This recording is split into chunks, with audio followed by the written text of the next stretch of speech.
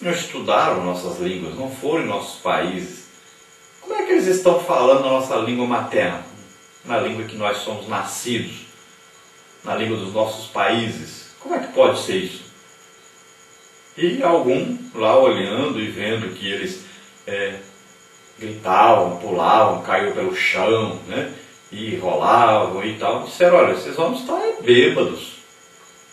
E foi aí então que Pedro se levantou dentre eles e foi explicar àquela multidão, agora falando em hebraico, né?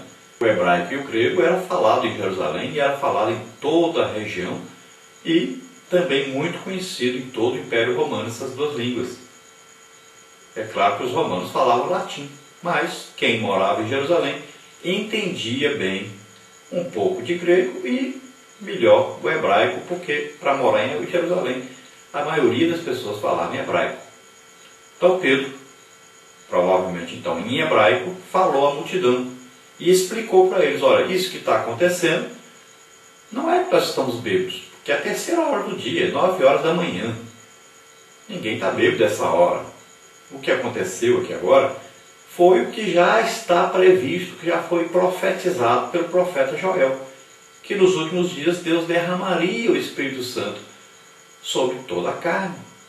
E lá diz que os filhos profetizariam, que os velhos teriam sonhos, os jovens teriam visões e tal. E foi falando, olha, isso é cumprimento do que está profetizado pelo profeta Joel. Isso é o derramamento do Espírito Santo. E quem derramou isso foi Jesus Cristo, aquele que vocês crucificaram, soltaram Barrabás, um ladrão, e crucificaram Jesus, condenaram Jesus. Vocês mataram Jesus, mas eu sei que vocês fizeram com ignorância. E Deus agora trouxe então Jesus, e esse Jesus que morreu na cruz, ele ressuscitou, e ele derramou agora o que vocês estão vendo e ouvindo, o Espírito Santo. Então perguntaram para ele, mas o que é que nós devemos fazer para sermos salvos? Então Pedro diz, olha, arrependam-se dos seus pecados, se convertam, mudem de atitude, mudem de rumo, e sejam batizados. O batismo era ali para eles, todos era um sinal de arrependimento, de mudança de vida, de tomada de decisão, de conversão. Então sejam batizados, e vocês também vão receber o Espírito Santo. Glória a Deus. Então, a partir daí, começou a igreja a existir. Então, esse batismo com o Espírito Santo já foi, então, a vinda do poder de Deus sobre os discípulos. Tanto é que Pedro, antes que traiu Jesus, que era medroso, que foi pescar, quase que abandonou a vida que Deus escolheu para ele, para pregar o Evangelho, esse Pedro, que antes estava tímido na pregação do Evangelho, agora se tornou aí corajoso, né? Pregou aquela multidão. Havia ali quase 3.000 pessoas que se converteram naquele dia, devido à pregação que cheia do Espírito Santo, na unção do Espírito Santo. Sabe por que essa pregação é diferente? Porque a pessoa, para aceitar realmente a Jesus como Senhor e Salvador, para haver uma legítima conversão, é preciso que essa pessoa seja convencida do pecado, da justiça e do juízo. E só tem um que faz isso, é o Espírito Santo. Ele é que convence a pessoa do pecado, da justiça e do juízo. Ninguém vai dar valor à salvação se ele não for convencido de que ele está condenado. Você dizer para a pessoa que Jesus morreu na cruz, ele diz, eu sei disso. Se você dizer para ele, ele ressuscitou, eu sei disso. Deus salva, perdoa os homens, eu sei disso. Mas o que ele precisa saber primeiro é que ele é um pecador, que está condenado, que seu destino é o inferno. Depois disso é que ele vai começar então a refletir, olhar que ele está em pecado, que ele ofendeu a Deus, que ele merece o castigo, o juízo de Deus. E então ele terá necessidade de um Salvador. Aí o Salvador é apresentado e ele então aceitará esse Salvador, porque ele está convencido de que ele é um pecador, precisa de um Salvador. Então o Espírito Santo que convence o homem disso, do pecado, da justiça de Deus, que Deus é justo, condena o pecador e absolve aquele que se arrepende por causa de Jesus Cristo, que levou os nossos pecados sobre ele, e convence do juízo vindouro sobre aqueles que pecam, que existe um lugar que foi preparado para Satanás e seus demônios, mas que todo aquele que se esquece de Deus ou que não se converte vai para lá também. O Espírito Santo é que convence a pessoa disso. O Espírito Santo é que dá o poder de convencimento àquele que prega. A palavra de Deus é pregada na unção do Espírito Santo. E existe então aí muitas conversões e legítimas conversões assim. Então o texto áureo, ele fala para nós sobre essa perseverança agora dos apóstolos e os discípulos nessa doutrina, a doutrina básica do Evangelho. O que é? Pregação do Evangelho, conversão, batismo nas águas, batismo com o Espírito Santo.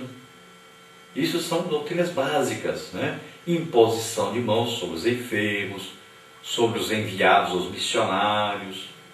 Então são doutrinas básicas do Evangelho. Santificação, uma separação para Deus daquele que se converte. Então as doutrinas básicas ensinadas pelos apóstolos, né?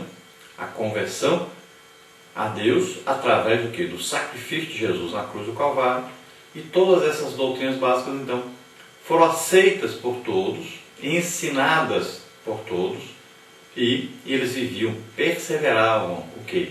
Na comunhão, no partir do pão, né? E havia ali o quê? A instituição da ceia do Senhor, que Jesus havia ensinado aos discípulos. E eles agora começaram a comemorar isso, lembravam do sacrifício de Jesus e esperavam a volta de Jesus para os buscar. A ceia tem essa conotação de passado, lembrando do sacrifício de Jesus, presente, nós estamos buscando a santificação, buscando pregar o Evangelho a toda criatura e esperamos a volta de Jesus olhando para o futuro. Então os discípulos começaram então a comemorar esta ceia, fazer a celebração dessa ceia, e estavam sempre reunidos e uns ajudavam aos outros. Não havia ninguém rico, mas também não havia ninguém muito pobre passando necessidade. Todos se ajudavam uns aos outros. E outra coisa muito importante, que além de perseverar na doutrina dos apóstolos, no partir do pão, né, na comunhão uns com os outros, eles perseveravam na oração, estavam sempre orando. Sempre orando para quê? Para que a presença de Deus estivesse com eles. Imagina a saudade que esses homens tinham de Jesus. Eles eram totalmente dependentes de Jesus para tudo. Onde Jesus ia, eles iam com ele. Sempre que estavam em aperto, Jesus é quem respondia as perguntas. Aparecia alguém doente, Jesus curava. Aparecia alguém endemoniado, Jesus expulsava o demônio. Então sempre eles estavam ali com Jesus e eram totalmente dependentes de Jesus. Então eles estavam sempre orando, buscando essa presença de Jesus com eles. Não agora no corpo físico, mas agora espiritualmente, através do Espírito Santo que estava morando em cada um deles.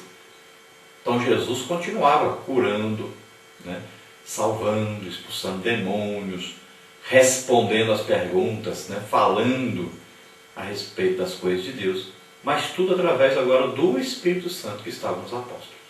Então, quando Lucas escreve Atos dos Apóstolos, ele está, na verdade, escrevendo a respeito do que Jesus continuava a fazer. Porque o que Jesus começou a fazer, a ensinar, ele escreveu para o seu amigo Teófilo, que provavelmente um alto funcionário do governo romano. Ele escreveu narrando o que Jesus começou a fazer no Evangelho de Lucas. Agora, na segunda parte, ele diz, agora eu vou escrever o que Jesus continuou a fazer. Ele está fazendo ainda, ele está ainda fazendo, falando, ele ainda está pregando, ele ainda está curando, está expulsando demônios. Ele continua aqui na terra conosco. Agora, não no corpo físico, agora através do Espírito Santo que age nos seus discípulos. E desde aquela época até hoje continua Jesus aqui conosco o tempo todo através do Espírito Santo fazendo isso. Então Lucas disse para Teófilo, agora eu vou continuar a escrever o que Jesus